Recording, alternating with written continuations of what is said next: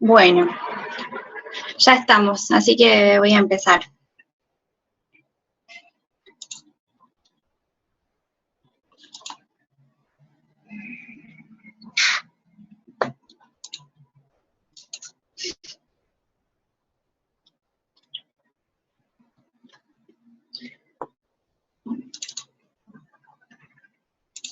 Bueno, cualquier cosa, cualquier duda, lo que sea, me interrumpen. La idea de esto en realidad es ver un pantallazo general de lo que son las arritmias más comunes en electros. Las R2 ya están bastante cancheras con el tema, pero nada, la idea es que sea interactivo, así que no tengo ningún problema, me frenan y cualquier duda me preguntan.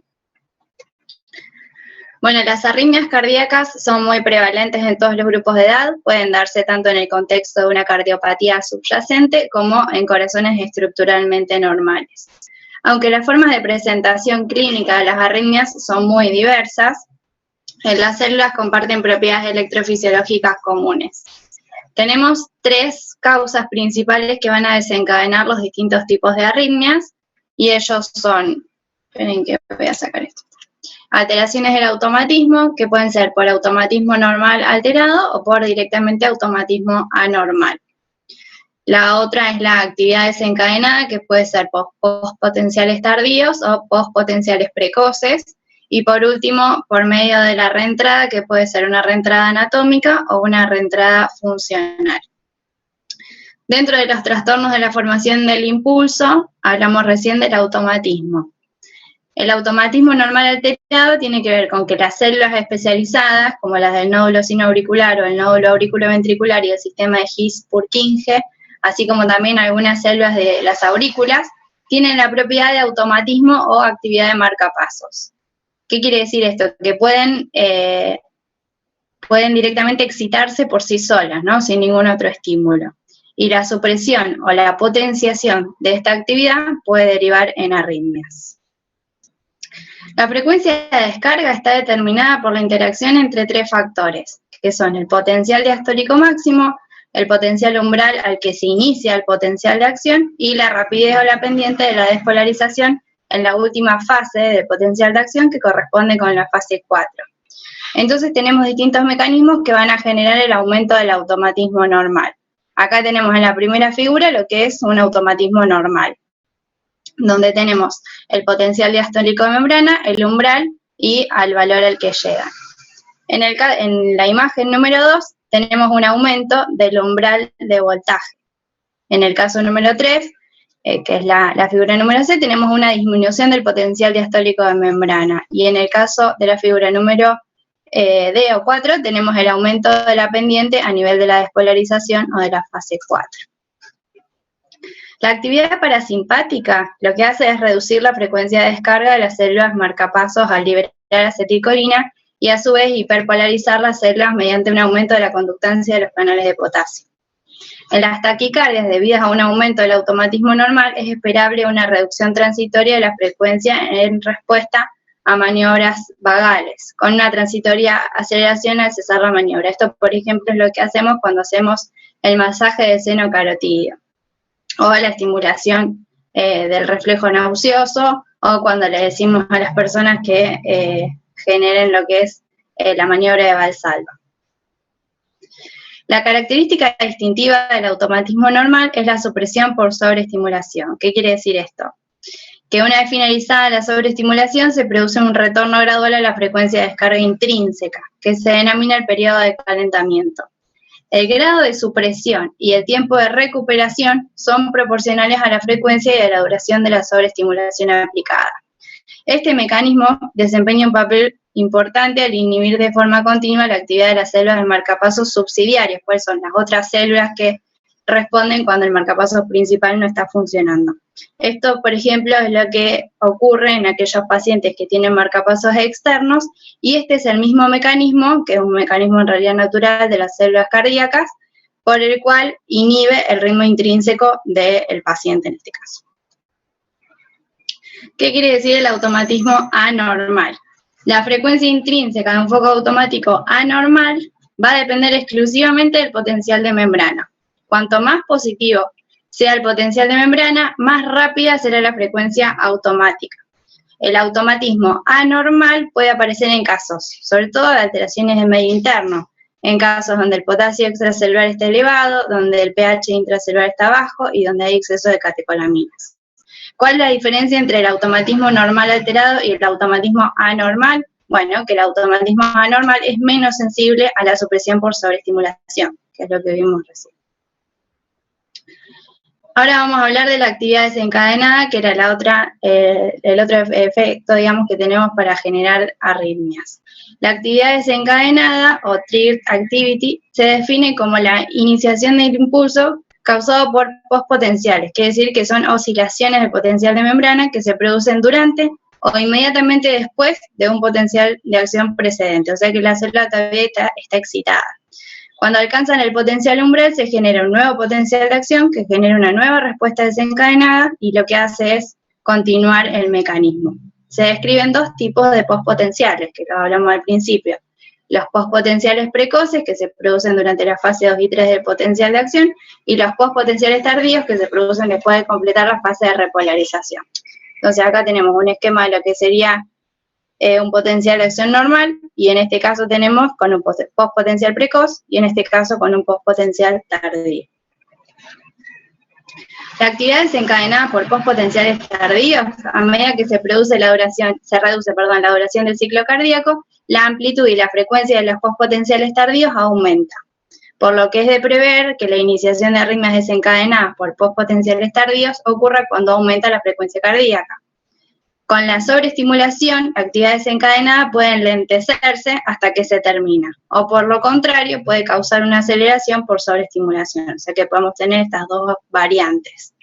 La concentración tóxica de los digitálicos, por ejemplo, fue la primera causa objetivada capaz de producir postpotenciales tardíos, como también la producen las catecolaminas, o también producido por la isquemia en el caso de pacientes infartados.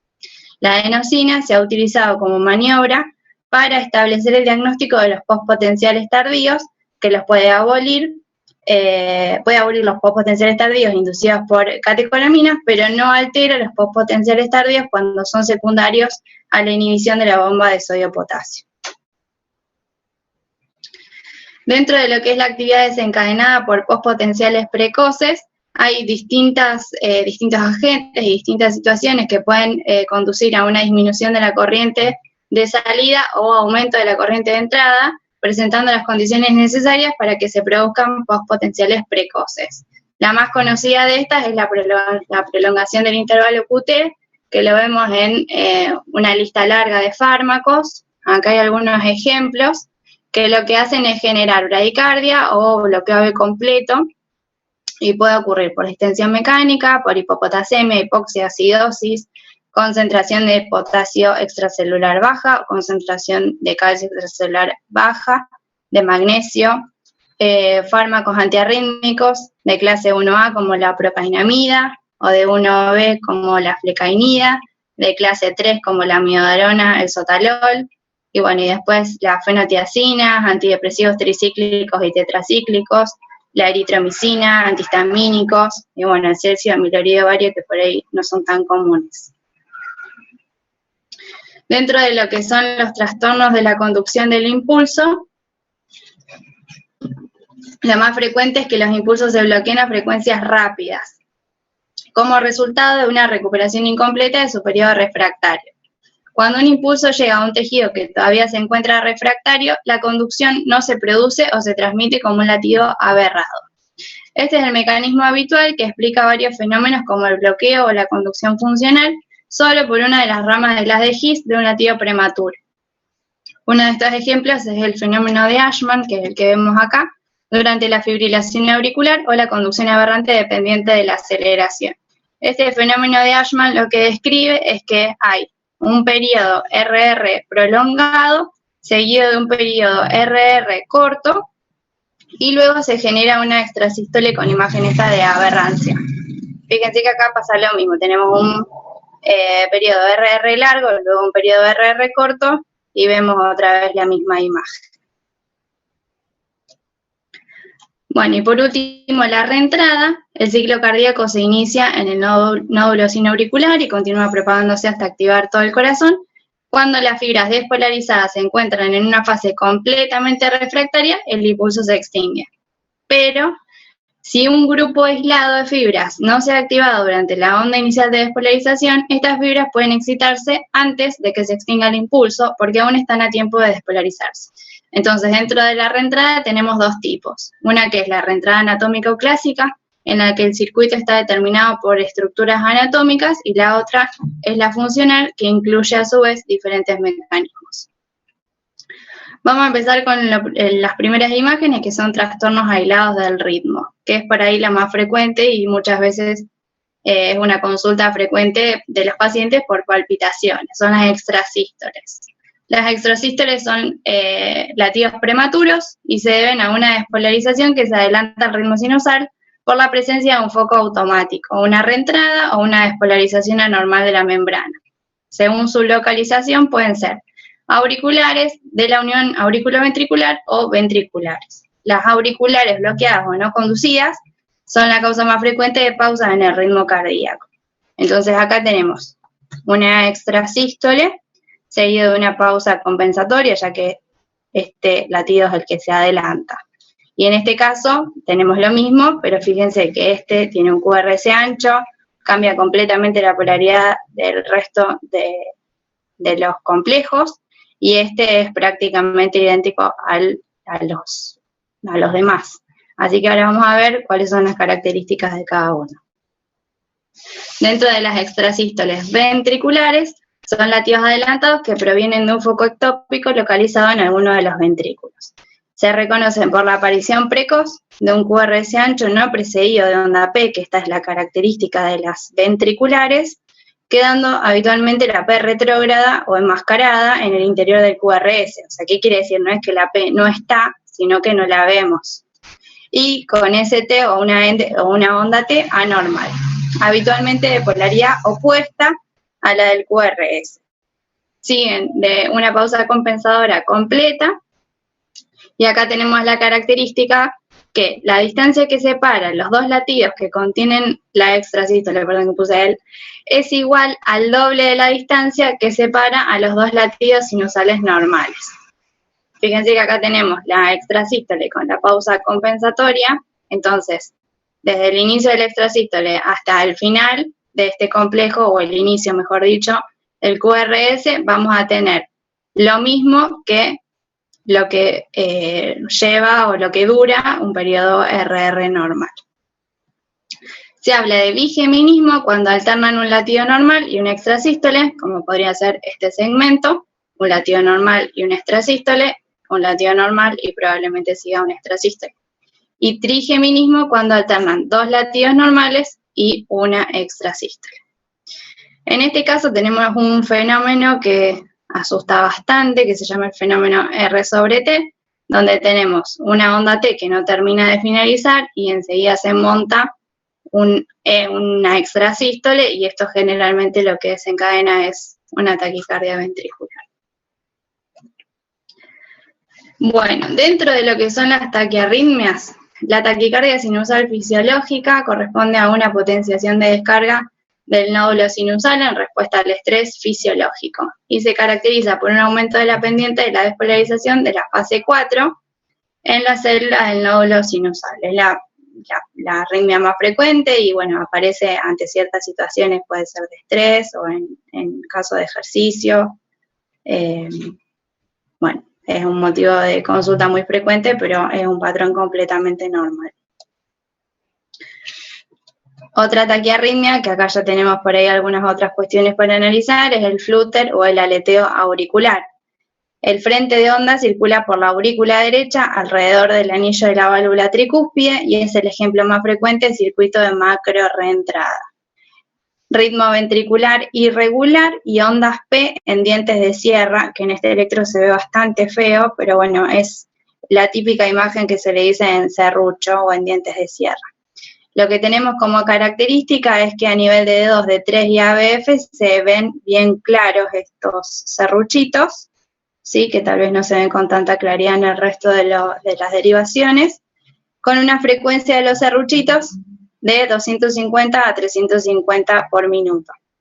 Esta arritmia tiene la particularidad de que su frecuencia cardíaca, o la frecuencia en general, disminuye con el masaje del seno como para poder hacer diagnóstico diferencial con otras arritmias. En este caso tenemos un cuadrito para hacer diagnóstico diferencial con la taquicardia auricular, que en este caso las ondas P están separadas por líneas isoeléctricas. Sí, se ve bastante prolongado, por supuesto que esta frecuencia a nivel de ventrículo no es la misma que tenemos acá, pero para prestar la atención a esa línea isoeléctrica que se ve entre las distintas ondas P, y que la frecuencia en este caso es un poco menor. Si acá tenemos una frecuencia de 250 a 350 de lo que son las aurículas, en este caso tenemos una frecuencia que es menor a 240 por minuto. Y en este caso el mecanismo electrofisiológico es a nivel focal. La fibrilación auricular, por excelencia, otra de las arritmias más frecuentes. El origen de los impulsos se encuentra predominantemente en las venas pulmonares y puede corresponder a formas variables de automatismo focal anormal o de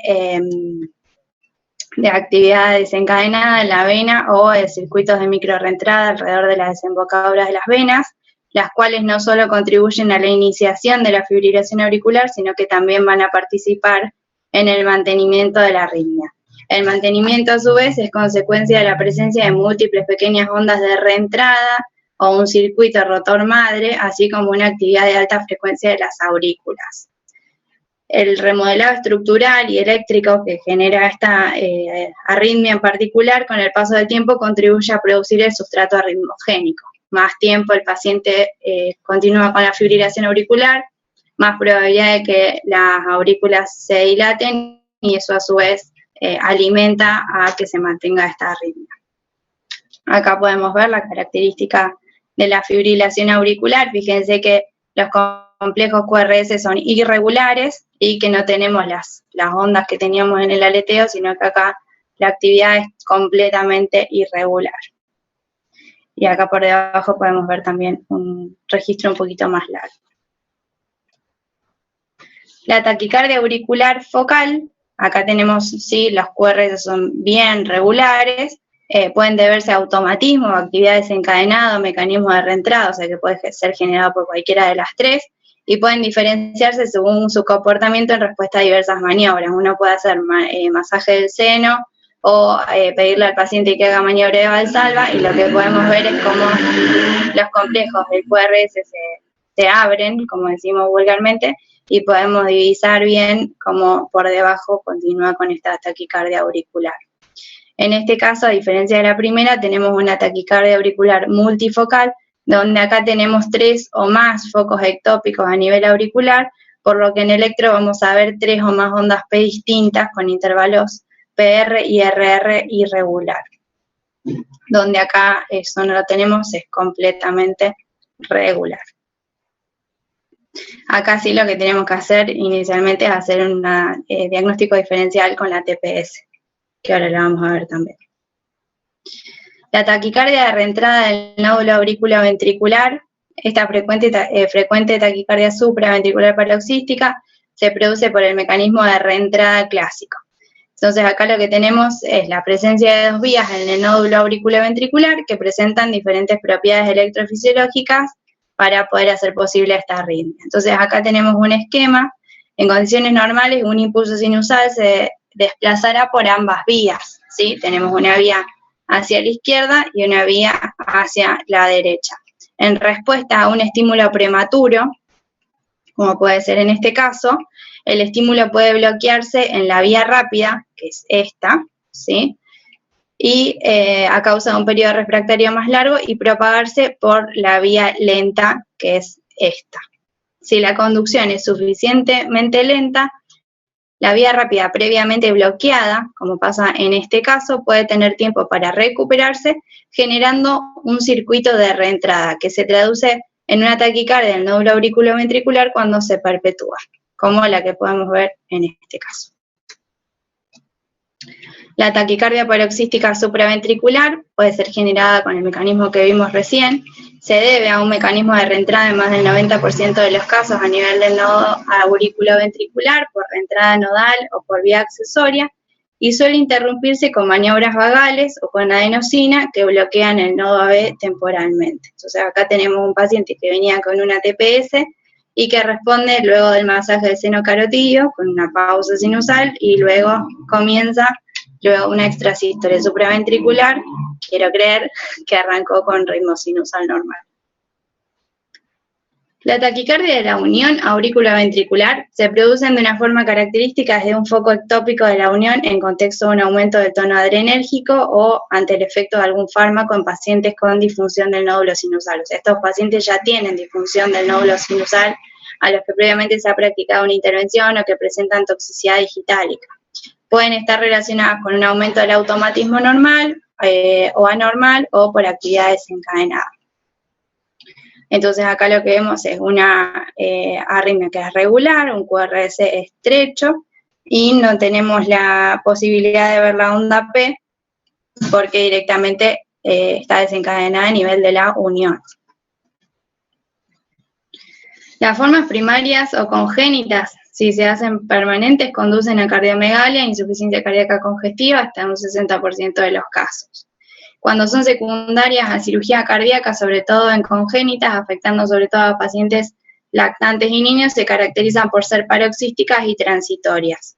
Y cuando son secundarias a alteraciones metabólicas, iónicas, farmacológicas con un tono adrenérgico aumentado, como ocurre en el caso de la intoxicación digitálica, lesión del nodo AB o por un infarto inferior, miocarditis, hipopotasemia, hipoxia, cirugía cardíaca o ablación del nodo AB.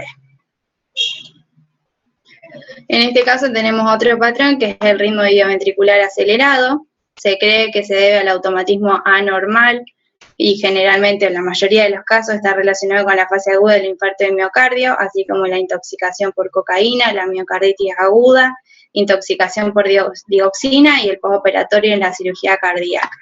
Entonces lo que tenemos es una taquicardia paroxística que proviene de la unión auriculoventricular o nodal y la frecuencia ventricular es de 180, 190 latidos por minuto. En estos casos es importante hacer un diagnóstico diferencial con lo que es la taquicardia ventricular y en relación a lo que son los pacientes recientemente revascularizados, justamente es un criterio de revascularización y muchos pacientes que vuelven de hemodinamia recientemente revascularizados hacen este tipo de registros. Bueno, y con respecto a la taquicardia ventricular, no sé si hay alguna pregunta, si tienen alguna duda me frenan. Esperen que me voy a tomar un mate. Martu, yo tengo una pregunta. Dime. Que en verdad me surgió la duda ahora. Con respecto al flúter auricular. Sí. La diferencia que nosotros, o el diagnóstico diferencial que hacemos con la FA, ¿no es que el flúter es regular? Sí, es regular. Y la FA es irregular. Ah, porque me parece que estaba irregular. O a ver, volver a la fotito. Dale. Espera que va muy lento. Acá. Bien. Sí, en este caso es irregular, pero porque a su vez tiene múltiples extrasístoles. Acá lo que definimos del flúter es por lo que vemos en el registro. Digamos, el flúter acá lo podemos identificar por medio de las ondas F que se le dicen, que son las ondas estas en serrucho. Claro. Esto es un flúter por las ondas en serrucho. Ah, bien. Por ahí se puede hacer confusión porque tenemos por un lado lo que es el flúter o aleteo, que se identifica por las dos cosas. Si bien lo más frecuente es que lo veamos de manera regular, la característica del flúter son las ondas pendientes de sierra, independientemente de que el QRS o los complejos del QRS sean regulares o no. Aparte acá, en este caso en particular, tiene a su vez extrasístoles ventri, o sea, acá por ahí no es el caso justamente este, pero acá sí lo clasifica como flúter por las ondas en serrucho, más allá de que el QRS no sea regular. Ok. Tenemos la taquicardia auricular, que acá uno podría decir, esto es un aleteo, pero no. Tiene que ver con que esto es un QRS bien regular y acá podemos hacer el diagnóstico diferencial haciéndole masaje de seno. Listo, gracias Martu. Pero no, está bien la pregunta porque el ejemplo que puse puede generar confusión. Bueno, esperen que me fui para el otro lado. Bien. ¿Alguien tiene alguna otra pregunta mientras me tomo otro mate?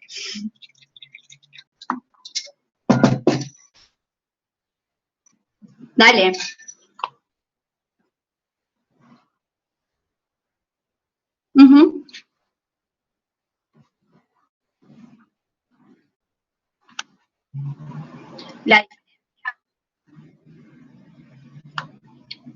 Perdón, ¿vos lo decís cómo lo informás o cuál es la diferencia entre aislado y frecuente?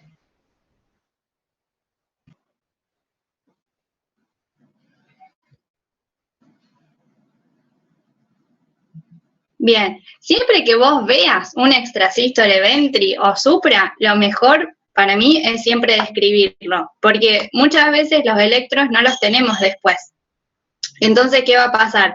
Alguien va a leer ese prequi, tal vez sin electro, y lo único que va a tener de ese paciente o como antecedente va a ser lo que vos describas. Entonces, lo más importante es describir todo lo que vos veas. Por más que te parezca una exageración, si vos lo podés identificar bien, es lindo que esté escrito. Ahora, dentro de las extrasístoles, primero tenemos que identificar qué tipo de extrasístole es. Si es una extrasístole supraventricular o si es una extrasístole ventricular, y si podemos decir si es una extrasístole del nodo, también. Y después, en cuanto a la aparición de esa extrasístole dentro del electro, si vos pones que son frecuentes, quiere decir que tiene más de una. Y si pones que son aisladas, estás describiendo básicamente lo mismo, pero que no son una seguida de la otra. Después podés describir si es una dupla o si es una tripleta, si son 2 seguidas o si son 3 seguidas. Después si está bigeminado o si es una trigeminia, ¿sí? Todo lo que estuvimos viendo antes. Igual, de todas maneras, esto es como un pantallazo general de los distintos complejos que uno puede llegar a ver. Supongo que más adelante van a tener otras clases en donde tal vez uno pueda tener una descripción más específica de qué es lo que hay que poner. Incluso las extrasístoles no se generan todas desde el mismo lugar, entonces puedes poner de dónde se genera esa extrasístole. Pero bueno, es como que cada electro uno puede, la descripción que yo haga probablemente no sea la misma que haga Belu o la que hagas vos, porque es medio operador dependiente y también tiene que ver con qué tan puntilloso sea uno a la hora de describir el electro. Pero cuanto más información vos vuelques en esa descripción, más rico va a ser para el médico que lo vea después. Sí. Igual, para mí tenemos que hacer después talleres, no sé, lo voy a plantear después con Pedro, aunque sea una vez cada 15 días, una vez al mes. Yo antes, cuando no teníamos tal vez todo este medio de Zoom y demás, teníamos una carpeta que debe seguir estando en Coronaria, donde sacábamos fotocopias de los electros interesantes o los electros que nos llamaban la atención. Al principio a mí me pasó que todos me llamaban la atención porque yo a todos les encontraba cosas raras o incluso no sabía cómo describirlo. Entonces está bueno, si ven algún electro que les genere duda o que les parezca algo raro o que no saben cómo describirlo, ahora con el celu le sacan una foto o si pueden sacarle una fotocopia y los guardamos en la carpeta. Y después hacemos un taller y revisamos todos esos a ver cómo lo podemos describir. No sé qué les parece. Perfecto, Martín. Bueno, archiven todos los que vean raros o lo que sea, aunque así no le parezca raro, guárdenlos también y después los vemos. Y lo que no sabemos le preguntamos a Del Río, que es lo que hacemos siempre, que es la ritmóloga. Seguimos con la TV.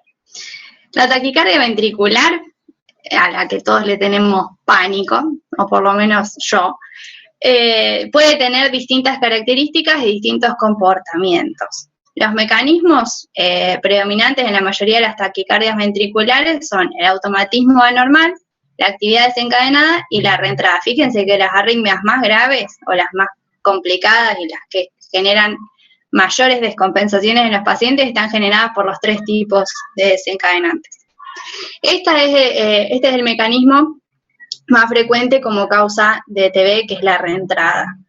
Debe presentar más de 3 QRS anchos, o sea, podemos definir una taquicardia ventricular cuando son más de 3, si no decimos que es una tripleta, ¿sí?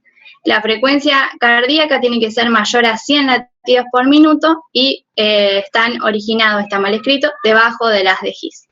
El ritmo es regular y podemos clasificarlas en dos tipos: sostenidas cuando duran más de 30 segundos y no sostenidas cuando la duración es menor. Después, en otra clase, vamos a ver qué hacemos con estas taquicardias y qué vamos a evaluar en el paciente. Acá vamos a ver únicamente lo que son los registros. La taquicardia ventricular monomórfica, en ausencia de cardiopatía estructural, la mayor parte de las TB corresponden a mecanismos de actividad desencadenada o a un mecanismo automático. La mayor parte de las TB monomórficas se producen en presencia de cardiopatía estructural. Nosotros mayormente lo vemos en pacientes isquémicos. Y el mecanismo predominante es la reentrada, la mayoría relacionadas a cardiopatía isquémica, como les decía recién, y en el proceso postinfarto favorece una conducción lenta y discontinua y a un bloqueo en la conducción a través del tejido viable. El complejo QRS, como vemos acá en el registro de abajo, es ancho y con imagen de bloqueo de rama. Puede ser con imagen de bloqueo de rama derecha o imagen de bloqueo de rama izquierda.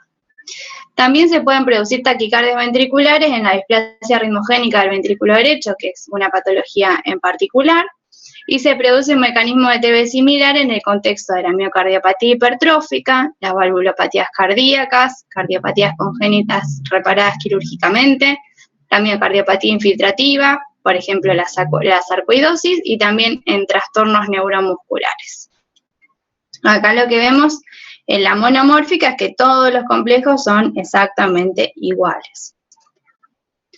Y en el caso de la taquicardia ventricular polimórfica, que generalmente desencadena una fibrilación ventricular, fíjense que el complejo es completamente diferente.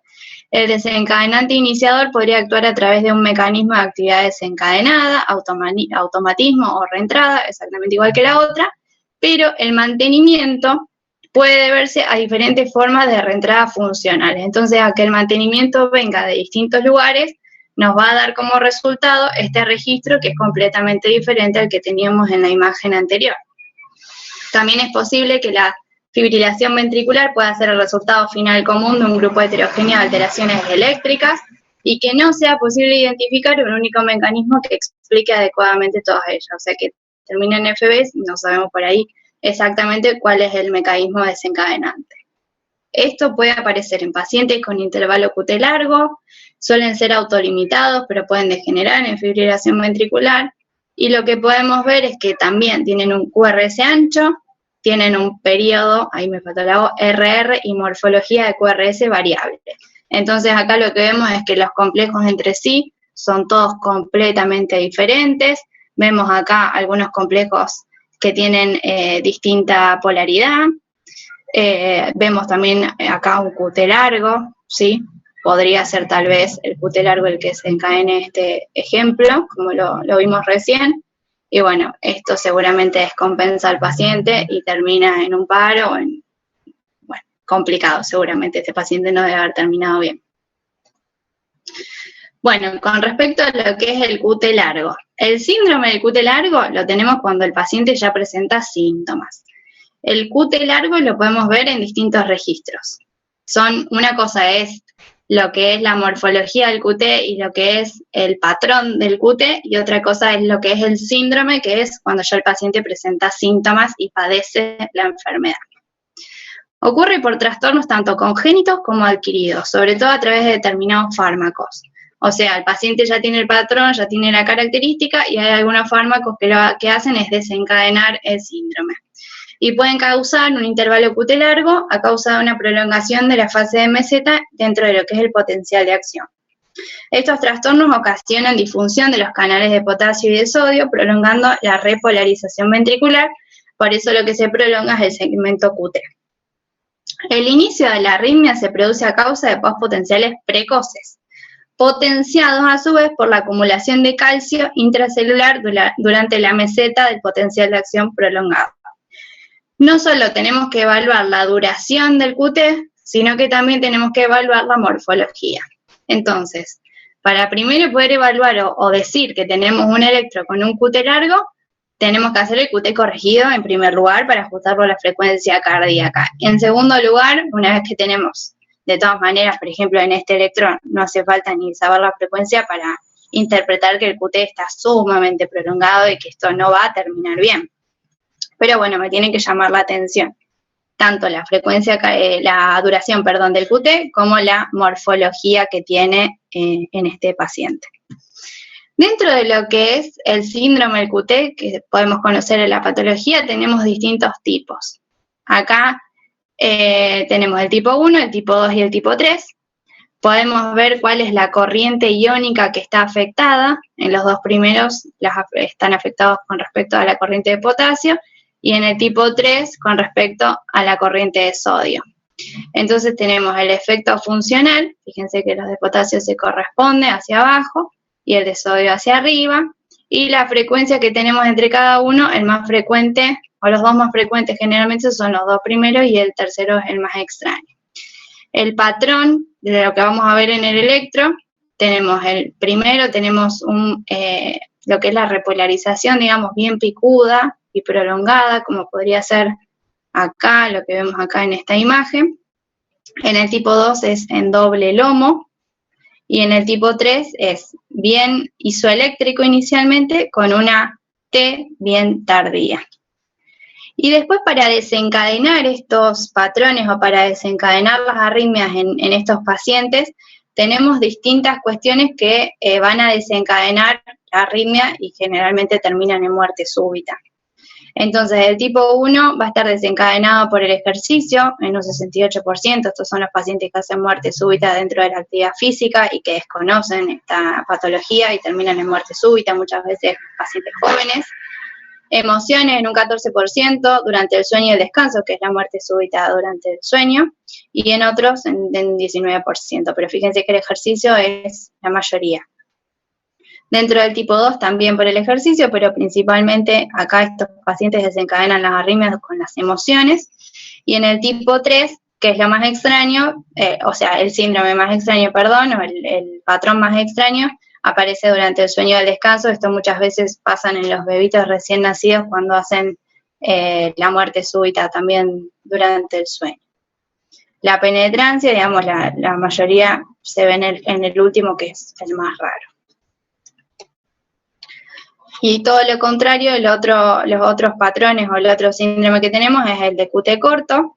Acá también tenemos que calcular el QT corregido, pero claramente vemos que el intervalo es muy cortito. Las anomalías genéticas que causan este síndrome dan lugar a una disminución del tiempo de repolarización, y lo que hacen es reducir el tiempo refractario de los miocitos, lo que fomenta las arritmias por reentrada. También tenemos 3 tipos dentro de lo que es este síndrome, el 1, 2 y 3. También tienen su posibilidad de detección genética, que cada vez se está ahondando más en este tema, pero que son estudios carísimos. Y bueno, lo que tenemos acá, la anormalidad funcional, el cual es el evento desencadenante, y están también relacionados en este caso con lo que es la corriente de potasio.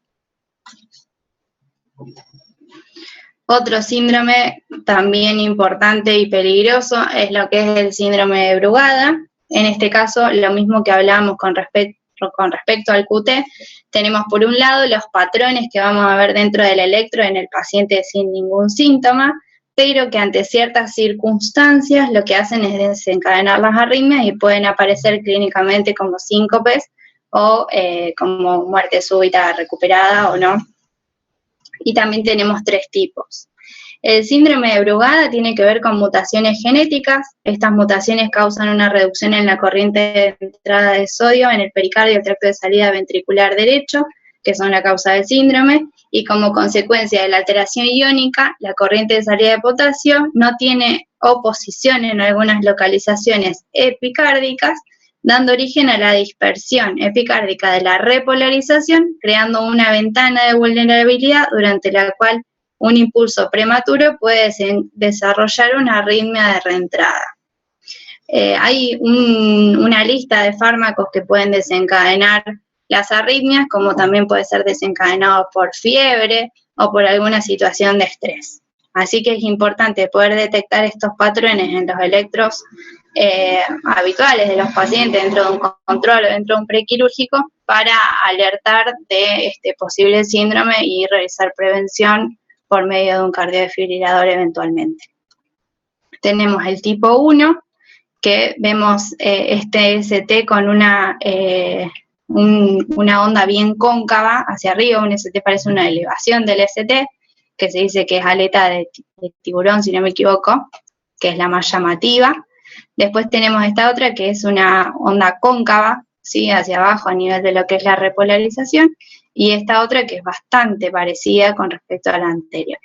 Esto es muy difícil de diagnosticar. Estas, por ejemplo, pueden pasar completamente desapercibidas, pero bueno, si el paciente presenta un síncope o una arritmia o algo que por lo menos nos haga abrir un poco el panorama y poder evaluar un poco más, bueno, es importante prestarle atención a estos patrones. Este claramente es el que tal vez nos llamaría más la atención para evaluar al paciente. Otro síndrome es el de Wolff-Parkinson-White, también muy conocido. Este síndrome se caracteriza por la presencia de una vía accesoria que se llama haz de Kent, que tiene la capacidad de conducir de manera anterógrada y retrógrada. Parte del músculo ventricular se despolariza precozmente por medio de la preexcitación. En el electrobasal lo que encontramos es un PR corto, menor a 120 milisegundos, y no existe el retraso fisiológico que el nodo AV impone a la transmisión de estímulos de aurículas a ventrículos. También vemos un QRS ensanchado por la presencia de un empastamiento inicial que se llama onda delta, que es lo que vemos acá, que es la expresión electrocardiográfica del miocardio ventricular despolarizado precozmente, ¿sí? Esto es lo que vemos acá en el electro. Esta despolarización precoz a través de la vía accesoria es lo que podemos ver en el electrobasal. Y acá lo que nos está marcando es el PR bien cortito. O sea que si vemos un PR que dura menos de 120 milisegundos, tenemos que buscar o prestarle atención para ver si podemos encontrar la onda delta. Durante el ritmo sinusal puede tener o no un patrón en el electro con la presencia de PR corto, onda delta y QRS ancho. O sea que no siempre los Wolff van a tener este patrón tan característico y muchas veces directamente aparecen con la presencia de la arritmia generada por la reentrada. Acá lo que tenemos es un esquema de cómo es que se produce un estímulo normal y después por medio de el haz de Kent vuelve a presenciarse la reentrada y esto es lo que genera la arritmia típica del Wolff. Bueno, y acá un poquito para evaluar qué hacemos cuando tenemos una taquicardia de QRS ancho, ¿sí? Acá no vamos a evaluar, les repito, no vamos a evaluar qué es lo que hacemos clínicamente o cuál es el tratamiento que vamos a instaurarle al paciente, sino para por lo menos identificar cuáles son las arritmias de QRS ancho y sobre todo para poder diagnosticar una taquicardia ventricular. Independientemente de que si descompensa o no al paciente, si lo tengo que chocar o no acá, no vamos a hablar de eso, ¿sí? De qué es lo que vamos a ver en el registro. Entonces tenemos que tener primero un electro de 12 derivaciones, que las chicas se van a acordar del Río siempre nos pide un electro de 12 derivaciones. En el contexto de la TV, lo que menos hace es ponerle los chupetes al paciente, porque lo único que estás pensando es en cardiovertirlo. Pero bueno, para poder hacer diagnóstico necesitamos tener el electro completo. Y muchas veces ni siquiera tenemos el electro porque lo vemos directamente por el monitor y ahí enseguida vuela el carro. Pero bueno, idealmente tenemos que tener el electro de las 12 derivaciones. Lo que tenemos es ausencia de un complejo QRS, ¿sí? Fíjense, acá tenemos un complejo QRS normal y acá tenemos algo que no es exactamente igual a este complejo. No puedo identificar ni la R ni la S, fíjense acá. Claramente este complejo no es igual a este que viene una onda P hermosa, un QRS y una T, ¿sí? Esto es otra cosa donde es muy difícil identificar qué es cada cosa. Entonces, no puedo identificar el RS en todas las precordiales. Después, intervalos de RS mayor a 100 milisegundos en alguna precordial. Sí, acá tengo un intervalo que es bien cortito y acá veo claramente que este es un complejo completamente ensanchado. Fíjense que en este registro ni siquiera tengo cuadraditos, pero sí puedo identificar que esto es mucho más ancho que esto, ¿sí? Entonces, ¿Intervalo RS mayor a 100 milisegundos en alguna precordial? Sí. Entonces, fíjense, desde acá, solamente con ausencia de complejo RS y con un intervalo RS mayor a 100 milisegundos, yo ya puedo determinar que esto es una ATV. Solamente con esas dos cosas. Supongamos que todavía tengo duda y no puedo identificar si el RS es mayor a 100. Entonces, no lo puedo identificar, puedo decir que es una disociación auriculoventricular, ¿sí? No puedo identificar que esto sea un complejo que venga de aurículas y ventrículos. Puedo decir que está disociado en este caso. Entonces, si aún así no lo veo como una disociación AB, voy a prestarle atención a la morfología del QRS a nivel de B1, de B2 y B6 durante la taquicardia, que vendría a ser esto. Entonces acá lo que voy a ver es si tiene una imagen de bloqueo de rama derecha o si tiene una imagen de bloqueo de rama izquierda. Si no puedo identificar ninguna de las dos, digo que es una taquicardia supraventricular con conducción aberrante. Ahora, si sí puedo identificar que es una imagen de bloqueo de rama derecha o bloqueo de rama izquierda, como es en este caso, nuevamente vuelvo a confirmar que se trata de una ATV. De estos hay que ver 1.000.000, pero bueno, yo si llego a ver esto, o creo que cualquiera de ustedes si llegan a ver esto, primero que se asustan y segundo que salen corriendo a buscar el carro. Bueno, acá tenemos otro ejemplo que fíjense que no es como este, ¿sí? Acá, si bien supongamos que no puedo identificar bien si es de rama izquierda, rama derecha, o que no puedo ver qué es, sí sé que es un RS mayor a 100 y sí sé que no tengo un complejo RS en todas las precordiales, porque son todas prácticamente iguales, con la diferencia de que acá tiene una melladura, que esto es lo que me hace pensar que es un bloqueo de rama izquierda la imagen. Pero supongamos que lo que veo es esto. Acá tengo una imagen que es completamente distinta, ¿sí? Ahora, si seguimos con el algoritmo, ¿tenemos un electro de 12 derivaciones? Sí. ¿Tengo ausencia de complejo RS en todas las precordiales? ¿Quién me responde? ¿Alguien? ¿Veo RS acá? ¿En las precordiales? ¿Puedo identificar una R y una S? No. No, no puedo, perfecto. ¿El intervalo RS es mayor a 100 milisegundos en alguna precordial? Sí. Sí. Bien, pero vamos a seguir una más. ¿Tengo morfología de QRS en B1, B2 y B6 durante la taquicardia con imagen de bloqueo de rama derecha o bloqueo de rama izquierda?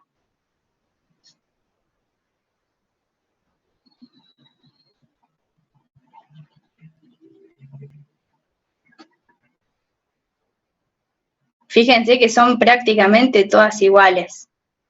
Tengo QRST, QRST.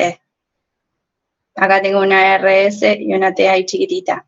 Acá en este caso no puedo identificar ni un bloqueo de rama derecha ni un bloqueo de rama izquierda. Por lo tanto, en este caso es una taquicardia supraventricular con conducción aberrante. Y tranquilamente podría haber pensado que es una ATV, pero no lo es, porque no es completamente igual a esta, ¿sí? De todas maneras, clínicamente yo qué voy a pensar o qué le voy a prestar atención. Primero, si el paciente está compensado o no, ¿sí? Este paciente probablemente sí esté compensado y este paciente probablemente no esté compensado, ¿sí? Y lo otro que puedo hacer es hacerle masaje del seno. Si el paciente está compensado, me da tiempo y ver si puedo llegar a abrir un poquito el complejo para sacarme un poquito la duda. Y en este paciente, que va a estar descompensado seguramente porque es una alta frecuencia, no le voy a hacer masaje del seno, probablemente vaya a buscar el carro para chocarlo, ¿sí? Pero cuando el paciente está compensado y está perfectamente respondiéndome todo el interrogatorio y yo en el electro veo esto, tengo que sacarme la duda de que no sea otra cosa. Y en este caso tendría una taquicardia supraventricular y con masaje incluso puedo llegar a sacarle la arritmia o la otra opción es hacerle adenosina y ver qué pasa, ¿sí?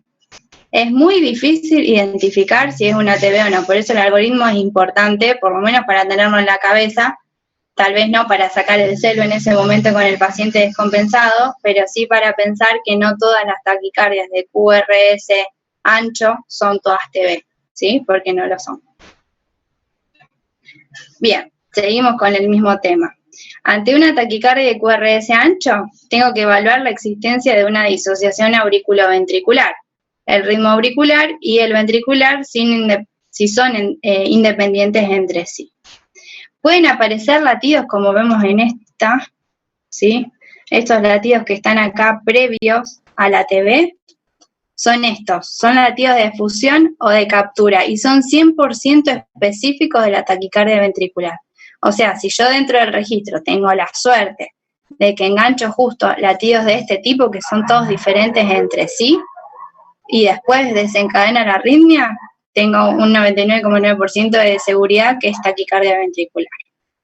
Y en el eje, en el plano frontal, más desviado a la izquierda, tengo más probabilidades de que sea una taquicardia ventricular, al igual que cuando la imagen es de un bloqueo de rama izquierda o bloqueo de rama derecha, como veíamos recién. La duración del QRS mayor a 0,14 segundos, cuando se trata de un bloqueo de rama izquierda, deberá tener al menos 16 segundos de ancho, ¿sí? Si yo veo que ya tengo un bloqueo de base, bueno, tengo que sumarle un poquito más a ese QRS para asegurarme que es bien ancho y que está en relación a una taquicardia ventricular, es un poquito más ancho de lo esperable. Y lo otro que tengo que ver es la concordancia del patrón QRS en todas las derivaciones precordiales, ¿sí? Lo que veo acá. Son todas concordantes entre sí, ¿sí? Son como mini tips para poder analizar y ver lo que son las TB de lo que son otras arritmias de QRS ancho. Igual, lo que más importante, y esto sí es clínico, es si descompensa o no descompensa al paciente independientemente del registro que yo tenga. Si tengo esta arritmia, el paciente se descompensa, lo voy a chocar igual, ¿sí? Independientemente de que no sepa bien qué arritmia es. Bien, eso es todo, que es un montón en realidad. ¿Alguna pregunta?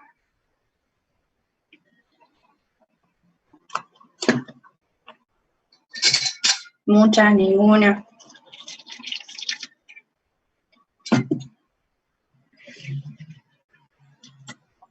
Bueno, yo, Martín, me mareé un poco con el algoritmo, el último. Sí. Pero bueno, es cuestión creo que de sentarme, leerlo de nuevo y ver los electros. Más que nada con los intervalos, RS, como que ahí medio que me perdí. Sí, en realidad no son ahí algoritmos, digamos, está el primero que vimos, ese es de Brugada, que en realidad es mucho más largo, pero bueno, puse uno más simplificado porque en realidad lo que te mide es en el bloqueo de rama izquierda, bloqueo de rama derecha, derivación por derivación, qué características tiene, es mucho más específico. Pero lo más importante primero es identificar si puedo ver el RS o no, qué duración tiene, y después identificar si tiene o no imagen de bloqueo de rama derecha o no en el electro. Eso ya me determina una taquicardia ventricular. Ahora, después, para diferenciarlo o no, si tiene una taquicardia supraventricular con aberrancia, primero que es ver y ver y ver y ver y ver hasta que llama la atención. O sea, hasta poder identificar cuáles son. Y después, que uno veo completamente el complejo y en el otro no puedo identificar prácticamente absolutamente nada. Claro. Y después la concordancia del QRS en las precordiales. Ahora, díganme qué paciente con taquicardia ventricular le ponemos los chupetes. Nada, ninguno. Es muy difícil. O sea, esto es para sentarte a estudiarlo y ver ahora con las imágenes, pero después en la práctica no da el tiempo ni para hacerle el electro con chupete. No.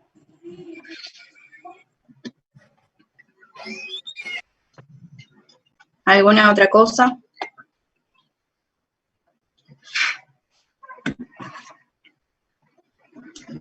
Bueno, junten todos los electros que tengan, todo lo que vean, todo lo que tal vez no sea fácil de describir, que vamos a preparar un taller, así los vemos y nos confundimos todos o nos aclaramos las dudas.